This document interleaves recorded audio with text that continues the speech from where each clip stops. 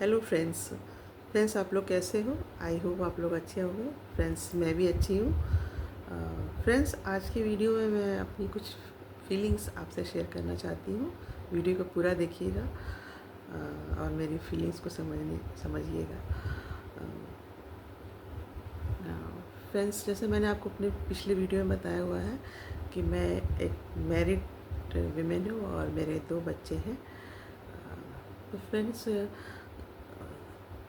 जैसे कि आपको पता ही है कि एक स्त्री के लिए सबसे ज़्यादा टफ और कह लीजिए सबसे ज़्यादा जो सुखद जो एक रिश्ता है एक माँ और उसके बच्चों का होता है। तो ऐसे ही कल मेरे बेटे ने मुझसे कहा, मम्मा आप मुझे एक डाइटरी चिकन का वीडियो बना के मुझे शेयर कीजिएगा।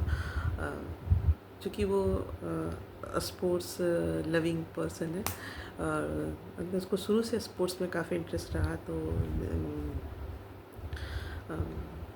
उसके लिए मैं ही उसके लिए फूड बनाती थी। तो वो डाइटरी फूड ही प्रेफर करता था। उसने बता रखा था मुझे कि मम्मी मेरे को किस तरह से चिकन खाने हैं या कोई सब्जियां हो उसमें किस तरह से उसको बनानी है, उसने भी मुझे मतलब बताया हुआ था और मैं वैसे ही उसके लिए बनाती रही हूँ। क्योंकि अब तो वो मुझसे दूर बाहर रहता है।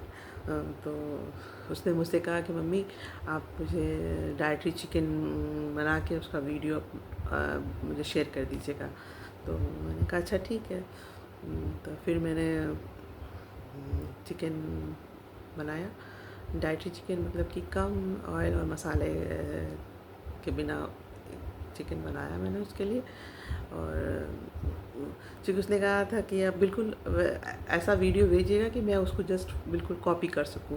तो मैंने एग्जैक्ट वैसे ही मतलब जो बनाया जैसे कि वो कॉपी करके बनाया उसको।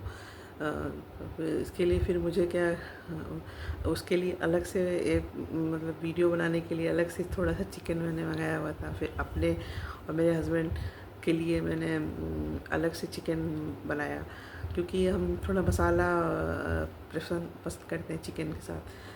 तो फिर मैंने 2 तरह के मतलब कह लीजिए चिकन की रेसिपी बनाई। और उसके बाद फिर हम लोग खाने बैठे।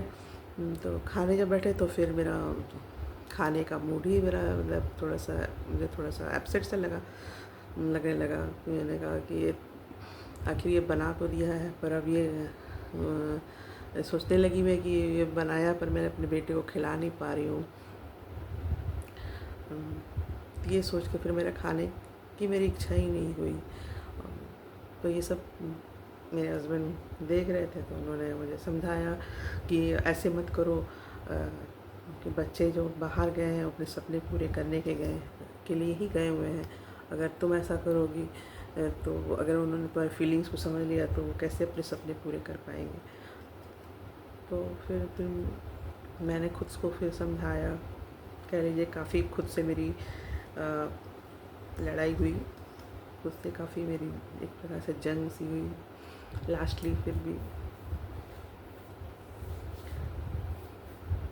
जीत हुई।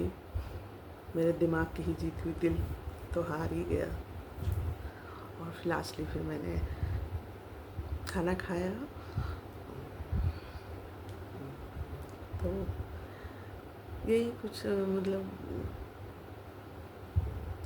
अपनी फीलिंग्स बतानी थी कि बच्चे चाहे जितने बड़े हो जाएं, हम खुद को कितना भी स्ट्रॉन्ग रखें, में कुछ पल ऐसे होते हैं कुछ कि हम उस वक्त कमज़ोर हो जाते हैं और बहुत तरह के विचार आने लगते हैं। कभी कभी तो लगने लगता है कि हमने क्या गुनाह किया जो बच्चे हमसे दूर रहते हैं। ये इस तरह के ख्याल आने लगे थे। फिर खैर बाद में मैंने अपने आप को समझाया काफ़ी और फिर मैंने कहा बच्चे सपने पूरे करने गए हैं, मुझे कमज़ोर नहीं पड़ना है। तो यही कुछ फीलिंग्स थी आपसे शेयर करा मैंने। अच्छा लगा मुझे। सोशल मीडिया एक ऐसा प्लेटफॉर्म है जहाँ हम अपने दिल की बात भी कर सकते हैं, क्योंकि मैरिड होने के बाद हमारे बहुत कहीं भी बहुत ज़्यादा अच्छे स्ट्रॉन्ग वैसे रिश्ते नहीं हो पाते हैं, रह पाते हैं जैसे कि हम शादी से पहले, जैसे फ्रेंडशिप हो गई या घर परिवार में भी बस उतनी ज़्यादा नहीं, आप समझ सकती हैं कि उतना ज़्यादा नहीं हमारे इन्वॉल्वमेंट होती है या कोई हमसे इतना ज़्यादा अटैच हो पाता है फैमिली में, चाहे मायका हो चाहे ससुराल हो। कोई बहुत कम ही जो आपको समझ सकते हैं, आपके फीलिंग्स को समझ सकते हैं। तो मैंने ये प्लेटफॉर्म चुना अपनी बात को रखने के लिए।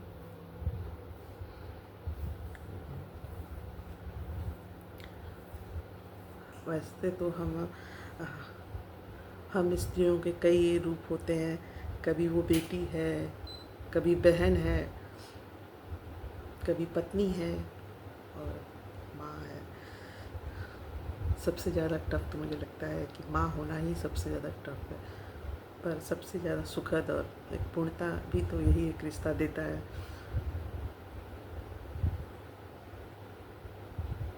यही जीने की कह लीजिए एक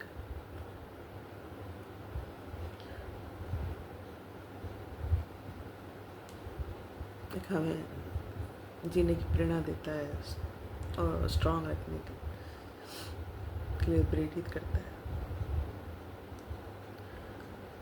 okay guys, bye, have a nice day.